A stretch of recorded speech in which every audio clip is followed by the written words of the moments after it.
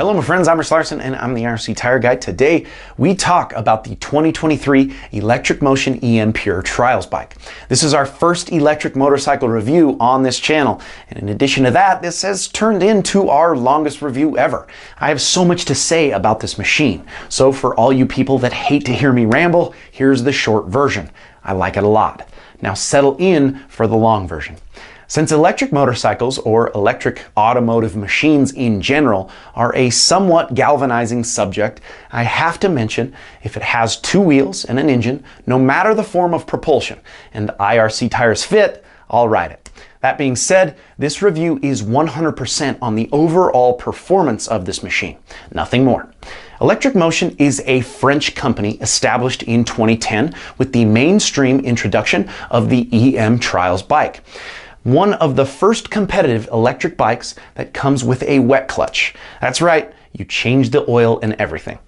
As I'm sure most of you know, trials is the most precise discipline of off-road riding.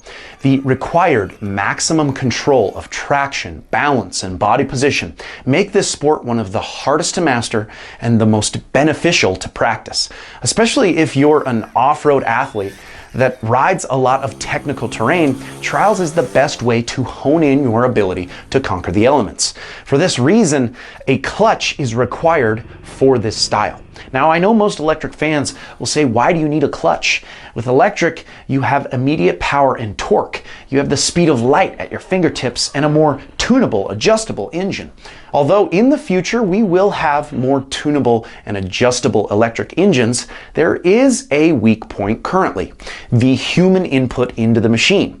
What I mean by this is not having a clutch basically creates the input of power control only viable through your wrist and throttle hand.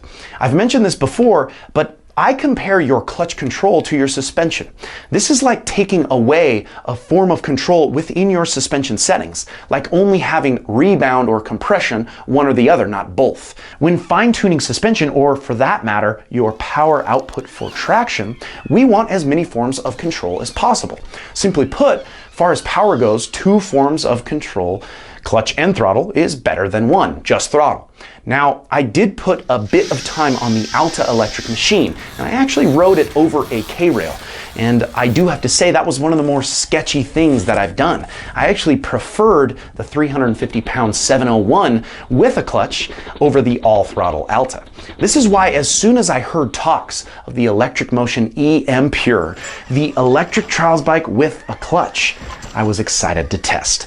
Now, this is the new 2023 version. Since EM's introductory models, we've seen heavy development. The 23 over the 22 models come with improved maps, Tickover in all maps, which I'll explain a bit later, Antirollback, a new and improved clutch, new suspension, and an all-new look. The EM Pure also dropped a few pounds, weighing in at 165, ready to ride. For reference, my 2020 Scorpa 300's claimed dry weight is 150 pounds. So ready to ride, my Scorpa is near 10 pounds lighter. We'll talk more about the specifics of weight and feel later in the review. So with all this new tech and development, it shows ElectricMotion is here to stay. They want to have a competitive electric machine in the trials class. Now, after rambling about what this machine is for about 3 minutes, I want to first start this review with what everyone wants to know. What are the power characteristics of an all-electric machine? Okay, so these things have a lot of snap. The bottom end torque is unreal. After slightly adapting my style and form to this machine, I was amazed at how similar it felt compared to a gas-powered bike. The addition of the clutch allows for an easy learning curve to adapt from gas to electric. Of course, there are some differences, but I have to say bravo to ElectricMotion for making an extremely fun to ride trials machine. Now, of course, there are some differences in the way this electric engine performs compared to gas. So let's talk the positives first. Again, the snap off the bottom is impressive. I feel I can get extra lift and propulsion forward from a complete stop. The power is also extremely tractable. I always talk about luggability or tractability. Of course, trials bikes have a perfect power characteristic to do this. The EM is no exception to this. In fact, often I feel I can hold traction better on the ElectricMotion in certain situations, like on top of an obstacle after momentum is established. The 2023 EM has an extremely controllable power at 0 to half throttle, although the electric torque is not absent here. To me, the bike is impressive out of the hole, or when holding traction when it matters. Now, I did mention how impressed I was from 0 to half throttle, or from a stop to initiating momentum. Again, the snap is crazy. Although after momentum is established, or after you're moving at speed, it's a bit of a different story. Surprisingly, the bike does feel a bit flat on top, almost as if it tops out early at maximum throttle. The initial explosion from a stop to speed is so impressive, but often it feels a bit underwhelming at higher speeds. Obviously, speed is not what any trials bike is designed for, but I can give an example of where I'd want just a bit more power. Let's say I approach a splatter I'm a bit unsure of. Although it's not completely proper form, I do like a bit of extra pace when the sketch factor is high. Well, on the ElectricMotion, if you approach something with extra momentum, the rolling snap isn't quite as powerful as I'd like.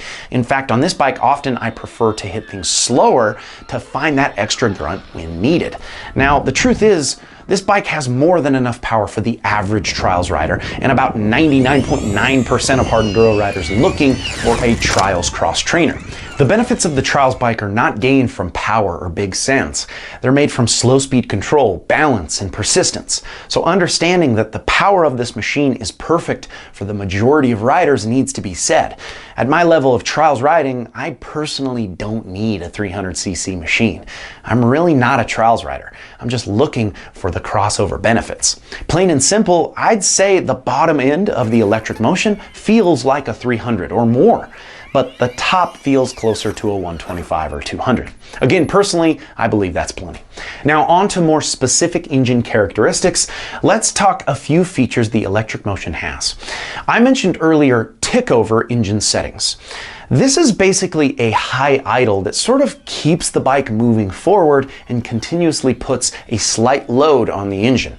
You can actually let the clutch out at a stop with no throttle, and the machine will slowly creep forward.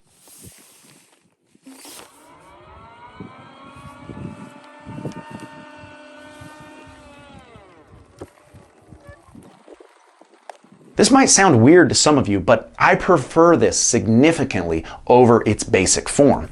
This makes the bike feel closer to a combustion engine, in my opinion. It helps me feel more in tune with the machine. Truthfully, you don't realize how often I use a very slight slip of the clutch to maintain or correct balance without adding any additional throttle. This is much more possible with the Tickover on compared to off. I want my machine to slightly move when I input any amount of clutch, just like it would on a gas-powered machine. The Tickover is definitely a great addition to every map. We also have Antirollback on the 2023. This again makes it feel closer to a regular combustion engine, similar to a bike that's being left in gear. A rad advantage of these electric bikes is obviously the no-stall engine. In fact, something I never knew I wanted to have was the ability to shake my hands out during a long line. As easy as holding static balance and the brake, having the option to let go of the bars and shake out my hands to get the blood flowing again is oddly beneficial, and I use it often. Even in the softest map, the EM has power to get over most obstacles. The 2023 E Pure models come with 3 maps: green, blue, and red. In more slick situations, I find the green map to be controllable and completely enough. The higher blue and red maps come into play when heavy power, big steps, climbs, and zero momentum obstacles are present. you can definitely feel the difference between the maps, and the ease of on-the-fly map changes are just a touch of a button away. On to other performance characteristics, let's talk clutch. Honestly, there isn't too much to be said here. In my opinion, you need a clutch for trials. This feels like a regular clutch. EM uses a BrakeTech master cylinder that has impressive feel. I'd say the friction zone is slightly smaller than what I was completely used to, but by no means a deal breaker. This actually could be due to the extremely torquey performance of an electric engine. Usually my input of throttle is a bit much, and trusting less power will get the job done is essential for holding traction on this machine. Technically, that's proper form regardless. Less throttle is usually better when it comes to technical riding.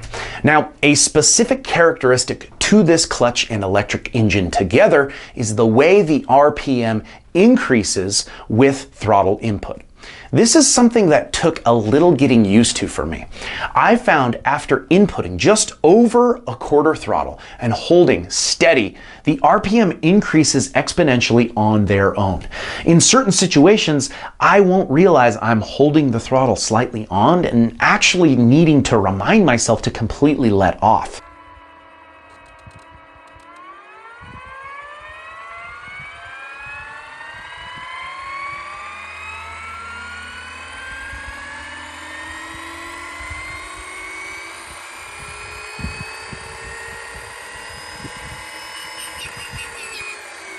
This also made me realize after letting off the throttle and allowing the RPM to dissipate on their own, the speed of RPM decrease is a little slower than I'd personally prefer.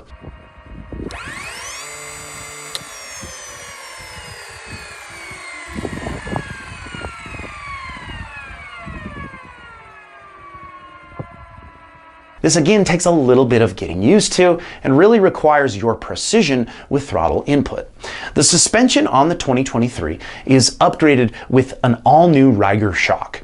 I'd say the suspension is a bit on the soft side for big hits, but personally I don't think I'll be making any major adjustments.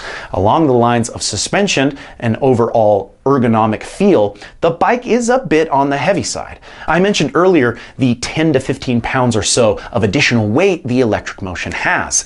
Again, I wouldn't say this is a deal breaker by any means, but I will say it's slightly less flickable than other traditional gas-powered trials machines that I've tested.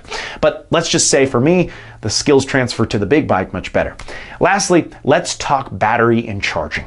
Of course, this all depends on how you ride the bike, which map you're in, and even outside temperature will come into play. I'd bet if you ride the bike at full throttle up and down the street in the fastest map, it'll last less than an hour. If you ride proper trials, what the bike is meant for, I've experienced over 4 hours. There's also a really cool recharge button that can be pushed when coasting down a hill or even coming to a stop. A good downhill can recharge the bike up to 5%, making your day last even longer. After running the battery to zero, the charge time is pretty quick and consistent considering the time that I ride. Every 30 minutes on average, the charge increases 30%, leaving us at most at about a 2-hour charge time, which is honestly impressive to me. Personally, when it comes to trials, I don't have a strict 4 hours in me. So for the level of training that I do, this is more than enough. The beauty of this electric machine is when I ride it, often I feel like I'm riding the future. Is this electric bike out of the box competitive for the best trials riders? Probably not compared to a traditional gas-powered machine. Is it enough for my level of trials and the majority of trials riders? Absolutely. I believe ElectricMotion will continue to progress and probably surpass other brands. Like it or not, they're coming, and ElectricMotion is leading the charge. I can ride it whenever I want and kind of wherever I want. In my backyard, in my garage, if it's snowing or if it's too cold, even in my house. This to me is one of the best tools to hone your skills that there is. Because you can ride it anywhere, the time you can put on this machine is technically higher than any gas-powered machine. The smiles per gallon or smiles per volts on this one is extremely high. Again, I'll ride anything, and I think there'll be one of these in my stable for the remainder of my time on two wheels. And that's saying a lot. I hope you're enjoying the channel, and if you are, make sure to like, comment, and subscribe, as well as follow us on Instagram at IRC Moto and my personal Instagram page at RichLarson511. And until next time, keep shredding.